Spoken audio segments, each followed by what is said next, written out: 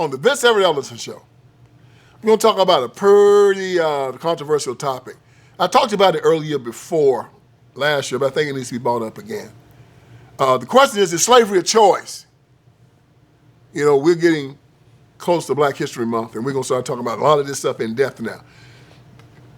But the question today, we're going to talk about, is slavery a choice? I say it is. And we're going to discuss it today on the Vince Everett Ellison show. All right, let's get this thing started. Yeah, y'all gonna be mad about this one today. They're already here. Hey, Vince Ellison, he tripping. He make me sick. Yeah, that's fine. I'm used to it. But I don't think like a slave. I better tell you that. Question. Is slavery a choice? Because as you look down the history of Black America and America, I mean, even when it comes down to Black culture, everybody always talking about how Black folks been mistreated. Oh man, that's just anything before 1970. Oh yeah, even now. Systemic racism. Black folks being treated like dogs. America's just a terrible country. Black folks can't make it because of systemic racism. White folks racist, they don't even know it. Slavery did all this to Black folks. They can't come out of it. The effects of slavery still messing with the Black community. Question. Was slavery a choice? I say, yeah. You know why? Because all actions are choices. I ain't have no choice. You're telling no lie. The other choice was one that you just didn't want to deal with. The alternative was something you just didn't want to deal with, and then because you didn't want to deal with the alternative, you came up with the nomenclature and the lie that I had no choice. It's very simple. Hey, boy, yeah, do this, I'm going to blow your brains out. Well, blow my brains out. That's the choice. Hey, boy, do this, I'm going to blow your brains out. Yes, sir, boss. Well, that's the choice. See how simple that is? Now, I read that between 1800 and 1860, 100,000 Black people escaped slavery in the Underground Railroad, and another 100,000 escaped because they just decided to pick up and go, right? If slavery was not a choice, how did they leave? If something's not a choice, you can't do it. See, I can't jump off of this building and fly. Can't do it. I don't have a choice. And it can't be done. If something can be done and you choose not to do it, that means you've chosen not to do it. Now, why do people put in the minds of Black Americans that slavery was not a choice? That you were forced into it, you had no way out. You know why? Here's the kicker, y'all. You're going to love this. This is how they play these psychological games with y'all. If you ever get to a point in your life where you decide and where you come to the conclusion that I can control every aspect of my life, my God, you have become a player. It ain't what has happened to me. It's how I respond to it. Carl Jung, that's what he said. It is not what happens to me. It is how I respond to it. Ain't that I was a slave, whether I was on a plantation. It's how I respond to it. See the power in that? Democrats don't ever want you to believe it. Ever. Once you start believing that you are free. Let me read you something from a great poem by William Ernst Henley. It's called Invictus. It says, out of the night that covers me, black as the pit from pole to pole, I think whatever gods may be, for my unconquerable soul. My unconquerable soul. In the fell clutch of circumstance, I have not winced nor cried aloud. Under the burgeoning of chance, my head is bloody, but unbowed. Beyond this place of wrath and tears looms but the horror of the shade, and yet the menace of the years finds and shall not find me unafraid. It matters not how straight the gate, how charged with punishment the scroll. I am the master of my fate, and I am the captain of my soul. I am the master of my fate. I am the captain of my soul. I am the master of my fate. I am the captain of my soul. Hey, I don't want you to believe like that. You start believing them like that, bro, I mean, it's going to be no more where's the handouts. You know, I ain't free. What you going to do for me if I vote for you and all this kind of stuff? Oh, no, man, you crossed over, blah. You crossed over. You're a whole nother plane. They can't have that. They got to keep you begging. Boss, I ain't free. I'll never be free. You got to be the one to set me free. Are you free? No, I ain't free. No justice, no peace. We need this. We need that. We need to protest. I'm watching 60 Minutes, man. Not 60 Minutes. Meet the Press on Sunday. You know, ain't never nothing on there worth that gum anyway, but you still watch it just to see what these liberals are saying. Sure enough, I turned it on, and there said Ruby Bridges.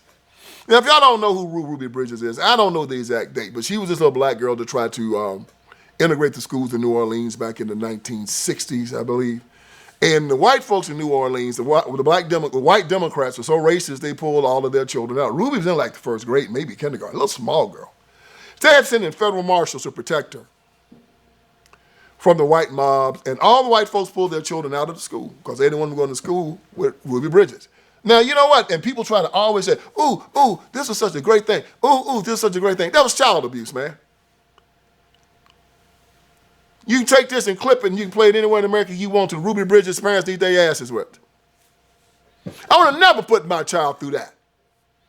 Perfectly good black school down the street where she could have gotten a good education, loved and respected. Instead, they hated themselves so much that if their child wasn't set aside a white child, the education meant nothing to them. Forget what God says. Forget what your people says.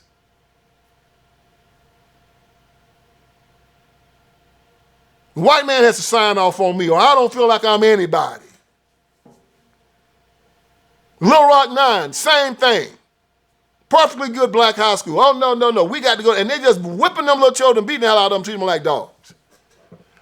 Eisenhower sent the 101st Air Force down there to protect these children while they went to school. And they put those children through all of that trauma. And didn't help anything. Schools are worse. Children are worse. Tell me what it accomplished.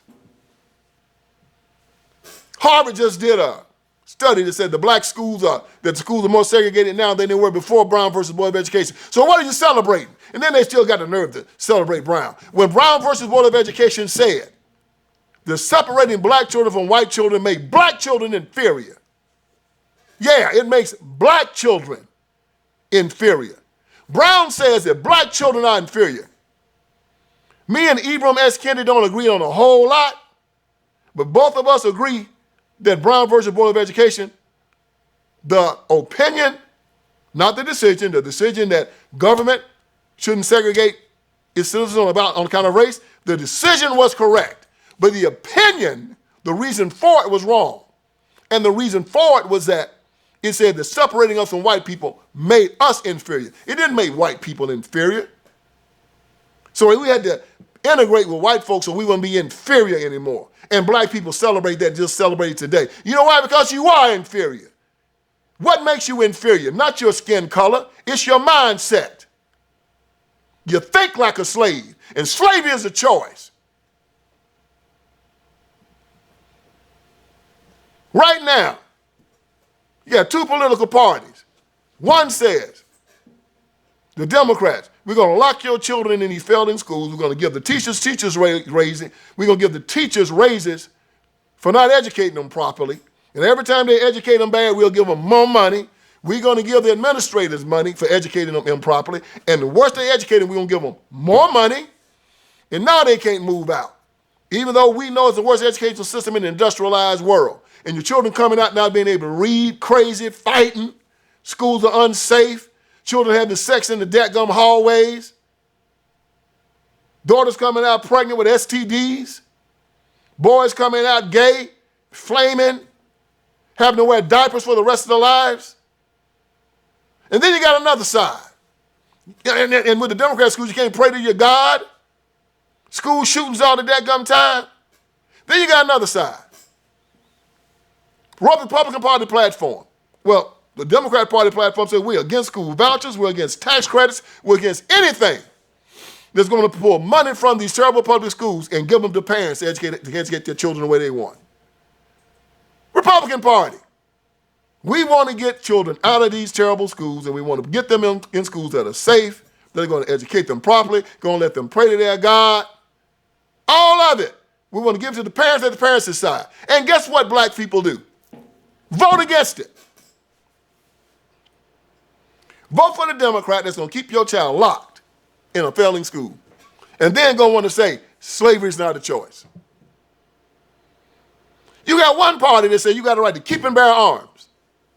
Shoot anybody come through your front door without your permission or through your window. Defend your family, defend your yard. Stand your ground. A little Negro coming into your yard or a little white boy coming to your yard talking trash, I ain't going, blow us behind across the street. And another party that says, we're going to take your gun away and we're going to defund the police so that these criminals can kick your door in and rape your children and take everything you got. And the Second Amendment and the right to keep and bear arms are the pinnacle to being free. It not only keeps the criminals away, it keeps the government away. And guess what you do? You vote for the party that says we're going to take away your guns and take away your freedom. And you're going to say slavery is not a choice? You got another party that says we're not going to let you pray to your God. You can't pray to him at the school. You can't pray to him at the public square. You cannot pray to him at the bathroom. If we see you praying to him, we're going to lock your butt up. Because we don't want to offend the atheists. You better go behind closed doors at your house. And now they're going to try to fix it where you can't even pray around your children because you shouldn't be influencing them.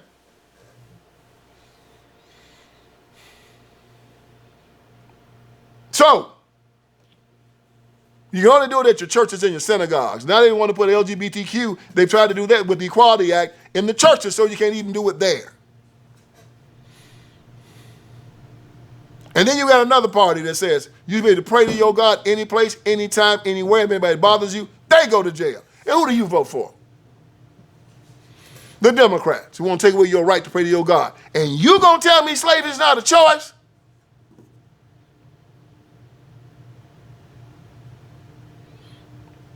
You've been voting for it your whole life.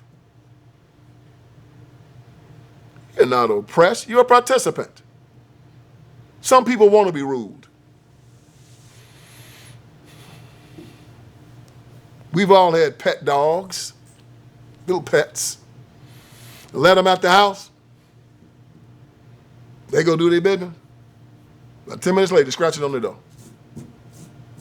Get back in. You don't open the door, they start barking. Ruff, ruff. You better let them in, they're going to start crying. You probably let them in and they go where they're supposed to sit and wait for you to feed them. See, that's a pet. That's who you are. But you let a wild animal in your house. Free. That joker going to tear the whole house up. up trying to get out. And as soon as he see a peep of daylight at their door, he running out and you ain't going to catch him. That's free animal.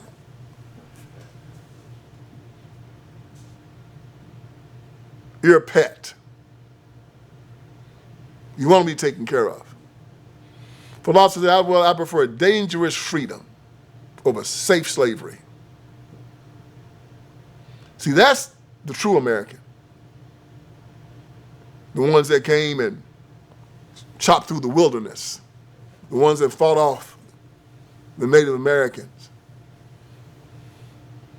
The ones that came over through the Middle Passage, the ones that came across the Atlantic with nothing. Their last dollars in their hand and formed a nation. And now here most of you afraid to leave your bedrooms, afraid to go out in the street and do anything. Vote to be taken care of for a bunch of perverts, liars, psychopaths, and anti-Christian bigots. The most evil institution in the history of the world called the Democratic Party. They were your slave masters between 1860 and 1800 and 1860. They fought to keep you enslaved from 1860 to 1865. Then they kept you in pseudo-slavery from 1865 during Jim Crow to 1965. And now they're keeping you in real slavery again. Oh, but there was some daylight in this past election of America's yearning to be free. Young men and young women saying, we're done. We don't want any parts of you anymore. Yeah, we prefer reckless and dangerous freedom to safe plantation slavery. That's the American. That's the Christian. No fear. Standing up, looking you in the eye, and competing every day. Keeping your word with your Christian virtue and standing strong in front of the world. That's who we are. That's who we want to make. That's who we want to create. But I know there are going to be a section of people on the Democrat Party side that's going to always say, I ain't have no choice. The streets. You know, you put on any hip-hop video or any hip-hop rap song, all them jokers talking about, I ain't had no choice. You didn't leave me nothing but the streets. I had to sell dope. All the victimization. Again, you are not a victim. You are an active participant in your own destruction. Nobody bothering you. If they let you go, you come right back to it. If they start a training program, you won't take it. If they send you to community college to learn how to be a technician, to be a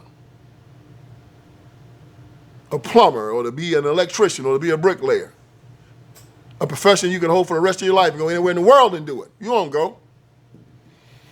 And then you want to talk about being oppressed.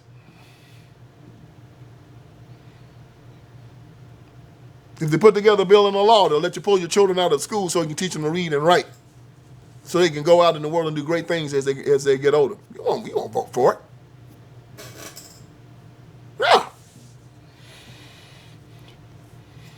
Got to stay on the plantation. And then gonna have the nerve to say slavery is not a choice, I got no choice, and then ask for reparations on top of it.